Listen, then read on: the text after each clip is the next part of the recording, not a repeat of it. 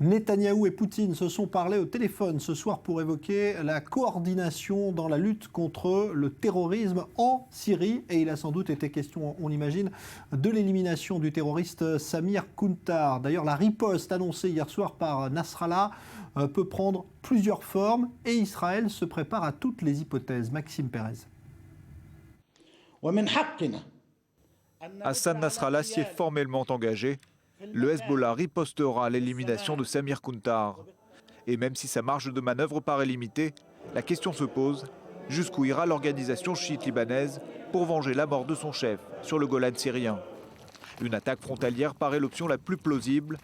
En janvier dernier, après l'assassinat de Djihad Mournier dans une autre frappe attribuée à Israël, c'est ce mode opératoire qu'avait privilégié le Hezbollah.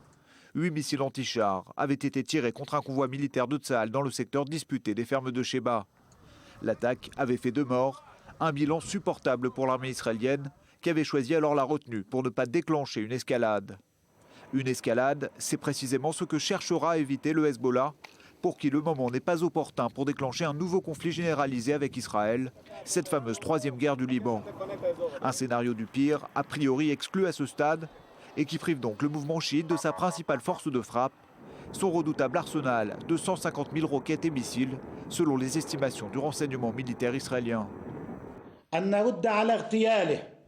Nous nous réservons le droit de répondre à cet assassinat à l'endroit et au moment que nous jugeons approprié.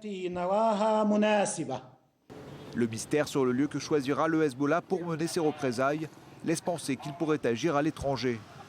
En 2008, après l'assassinat à Damas de son chef militaire Imad Mournier, l'organisation chiite libanaise a tenté par tous les moyens de viser des cibles israéliennes, diplomatiques notamment, en Amérique du Sud et en Asie du Sud-Est. Mais c'est finalement en Bulgarie, dans la station balnéaire de Bourgas, qu'il est parvenu à frapper des touristes israéliens.